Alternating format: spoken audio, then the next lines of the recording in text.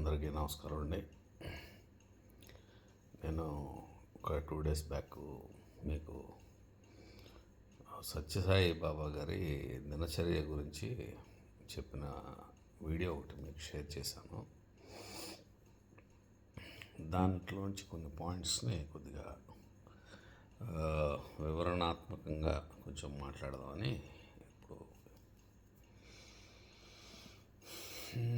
ఆయన ముందుగా ఏం చెప్పారంటే, ఫస్ట్ పాయింట్, బాబా గారు 3:30 కల్లా ఉదయం లెగుస్తారండి అని చెప్పారు.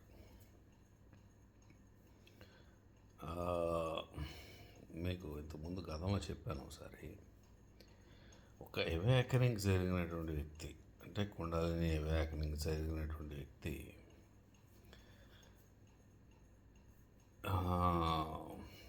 3 అంటే 2:30 3 కల్లా అసలు ఉండలేడండి, మంచం మీద ఉండడు, అసలు ఇంపాసిబుల్ అనమాట.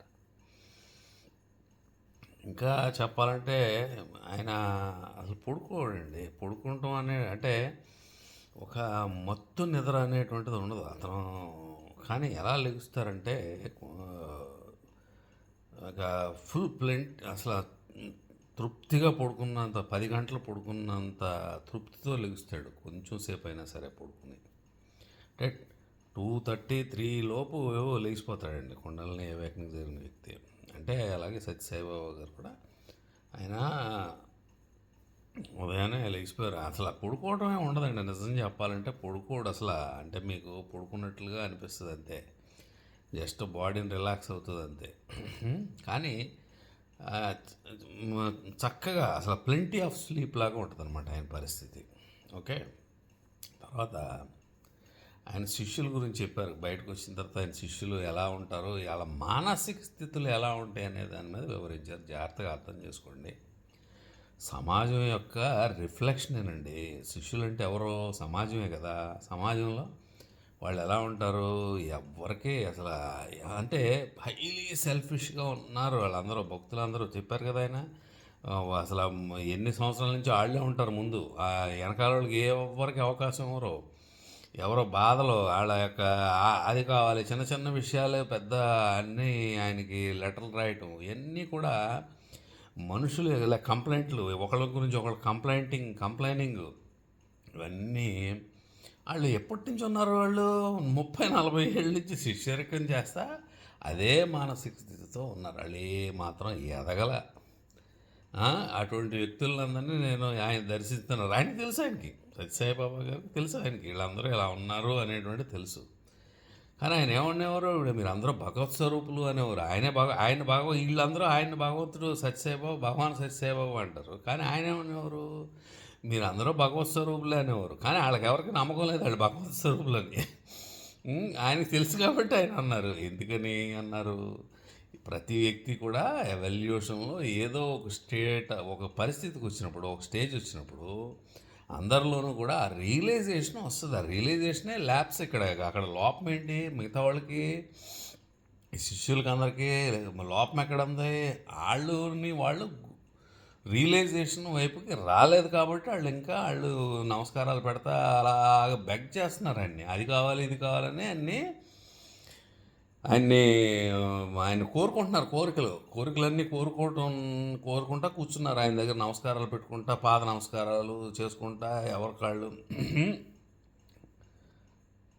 అది కదండి జరుగుతుంది. కాకపోతే అది ఎప్పుడు వస్తుంది, ఎవరికైనా ఆ గురువు పలకాలి. మనలో ఉన్న గురువు, మనలో ఉన్నటువంటి ఆజ్ఞాచక్రం, మనలో ఉన్నటువంటి థర్డ్ ఐ ఎప్పుడైతే యాక్టివేట్ అవుతుందో అప్పుడు నుంచి రియలైజేషన్ బిగిన్ అవుతుందండి.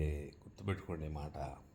మనం చాలాసార్లు ఎన్నో సందర్భాల్లో చెప్పుకున్నాం. ఎవరు ఎన్ని చెప్పినా, ఎక్కడికి వెళ్ళినా మళ్ళీ మనిషిలో ఉండేటువంటి కోణాలు అలాగే ఉంటాయి. మనిషి ఎప్పుడు కూడా అదే ఈ అరిషడ్ వర్గాలతో తన్నుకుంటూ ఉంటాడు. అందరికీ ఆ సెల్ఫిష్నెస్, ఈగోలు, ఈర్ష్యలు, ద్వేషాలు, కోపాలు, తాపాలు అన్నీ ఉంటానే ఉంటాయి. ఎప్పుడైతే ఎరుక వస్తుందో అప్పుడు ప్రతి క్షణం అప్రమత్తమై ఉంటాడు. అందుకని ఆ ఎరుక వల్ల వాటిలోంచి బయటపడతాడు. కాబట్టి ఏ సాధకుడైనా ఒకసారి ఎవాకనింగ్ స్టేట్కి వచ్చిన తర్వాత అతను ఇక పడుకోవటం అనేటువంటిది ఉండదు ఆల్మోస్ట్. ఎట్టి పరిస్థితులు ఎవాకనింగ్ జరిగితే 2:33 కల్లా ఖచ్చితంగా లేచిపోవాల్సిందే. ఇప్పుడు నేనే ఉన్నాను, ఉదాహరణకి నేను ప్రతి అరగంట గంట నాకు తెలుసు. నేను నిత్యం నేను రాత్రి అప్పుడు 9కి పడుకున్నాను, 3కి లేచా. ప్రతి అరగంట గంట కూడా నాకు తెలుసు. నేను చూస్తూనే ఉన్నాను. అట్లా ఉంటుందన్నమాట. సరే, తర్వాత ఇంకొక ముఖ్యమైన విషయం ఏంటి, అందరూ శుభ్రంగా ప్లేట్లు భోజనం చేస్తున్నాము మేమందరం, ఆయనేమో కొంచెం చిన్న రాగి ముద్ద తింటున్నారు అని చెప్పేసి అన్నారు. అప్పుడు ఏమన్నారు ఆయన, మీకు తింటే కానీ శక్తి రాదు, ఎందుకని మీరు తింటున్నారు, నేనే శక్తి స్వరూపం, నాకు శక్తితో పని లేదు అని అనేటువంటి వర్డ్ వాడారు. ఇప్పుడు ఆ శక్తి ఏంటో అర్థం చేసుకోండి. నేను మీకు ఇంతకుముందు గతంలో చెప్పాను, మనిషి ఎప్పుడైతే తనలో తను యజ్ఞము చేసేటువంటి పరిస్థితి ఎప్పుడు వస్తుందో, ఎప్పుడైతే ముందు థర్డ్ ఐ యాక్టివేట్ అవుతుందో, తర్వాత గురువుల అనుగ్రహం వల్ల అతను యజ్ఞము చేస్తాడు, లోపల యజ్ఞం చేస్తాడు. దాన్నే అపాన వాయువును ప్రాణవాయువునందు, ప్రాణవాయువును అపాన వాయువునందు కలుపుతూ యజ్ఞము చేయుదురు అని చెప్తాడు గీతలో శ్రీకృష్ణుడు. ఆ యజ్ఞాన్ని చేస్తారు. ఎప్పుడైతే ఈ యజ్ఞము చేస్తాడో సాధకుడు, అప్పుడు తనలో శక్తి పుడతాం మొదలు పెడుతుంది. శక్తి ఎలా పుడుతుంది, శక్తి ఎంత పుడుతుంది, అది మొదలైనటువంటి ఆ శక్తి పెరగడం అనంతంగా నిరంతరం పెరిగిపోతూ ఉంటుంది. అప్పుడు ఒక మ్యాగ్నెట్ అయిపోతాడు అనమాట సాధకుడు. ఆ శక్తి స్వరూపం అయిపోతాడు ఆ వ్యక్తి, ఎవరైతే ఆ యొక్క ఆ టచ్లోకి వచ్చినారో. అప్పుడు ఇంకా అతనికి తినటం పని ఉండదండి, ఏదో జస్ట్ బాడీ సర్వైవ్ అవ్వడానికి అన్నంత మాత్రమే తింటాడు. నేను ఈ అనుభవాన్ని నేను ఇంతకుముందు కూడా గతంలో చెప్పాను. అప్పుడు ఈ శక్తి పెరగడం వల్ల ఏమవుతుందంటే కుంభక స్థితి వస్తుంది. అంటే మనలో మెటబాలిక్ రేటు తగ్గిపోతుంది అనమాట. మెటబాలిక్ రేటు తగ్గిపోయినప్పుడు ఆటోమేటిక్గా ఖర్చు తగ్గిపోద్ది. అంటే మనం బాడీ నిత్యకృత్యాలకి ఖర్చు పెడుతూ ఉంటుంది శక్తిని. ఈ శక్తి ఎప్పుడైతే సాధనలో ఈ యొక్క లోపల జరిగేటువంటి యజ్ఞం వల్ల శక్తి పెరుగుతుందో స్టాక్ పెరిగిపోతూ ఉంటుంది. ఆ స్టాక్ పెరిగిపోతున్నప్పుడు ఆటోమేటిక్గానే మనం బయట నుంచి తీసుకోవాల్సిన అవసరం తగ్గిపోతుంది అనమాట. అది అక్కడ సత్యసాయిబాబాలో జరుగుతుంది. కాబట్టి ఇప్పుడు సత్యసాయిబాబా గారిని చూసిన మాటలో, ఆయన చెప్తున్న మాటలో విని ఏమవ్వాలి, ప్రతి మనిషి కూడా సత్యసాయిబాబా అవ్వాలి, సత్యసాయిబాబా స్థితికి చేరాలి. అంతేగాని మీరు అక్కడ కూర్చొని అడుక్కోండి అని ఆయన చెప్పట్లా. మీరు అందరూ భగవత్ స్వరూపులే అని చెప్తున్నాడు ఆయన. ఆయన మాటలు వింటే కదా మనం ఎవరన్నా, ఆయన మాటలు మనం ఏమన్నా వింటే మనం ఆ ప్రయత్నం చేస్తాం. ఆయన మాటలు అసలు మనకు ఎవరికి అసలు ఆలోచన లేదు. కాబట్టి మనం ఎంతసేపు బెగ్గర్స్ లాగా అక్కడ పడి కూర్చుంటామా, లేకపోతే సత్యసాయిబాబా అవుదామని ప్రయత్నం చేద్దామా అనేటువంటిది మీకు ఎవరికైనా కొంచెం ఆలోచన ఉంటే ఆలోచించండి ఏం చేయాలనేటువంటిది. ఎప్పటికీ మనం ఆ జన్మలుగాను సంవత్సరాలు దశాబ్దాలు అలాగే బెగ్గర్స్గా మిగిలిపోదామా?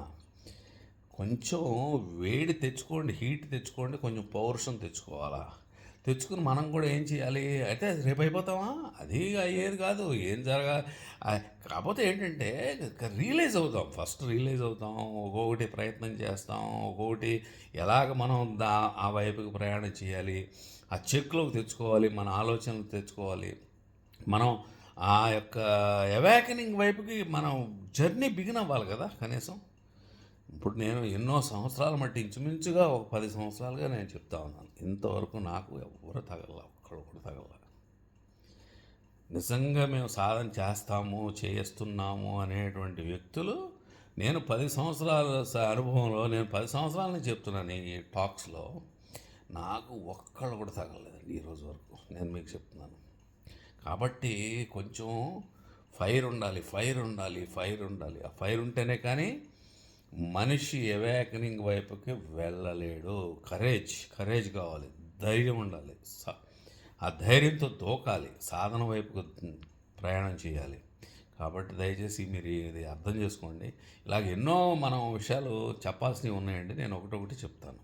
Thank you.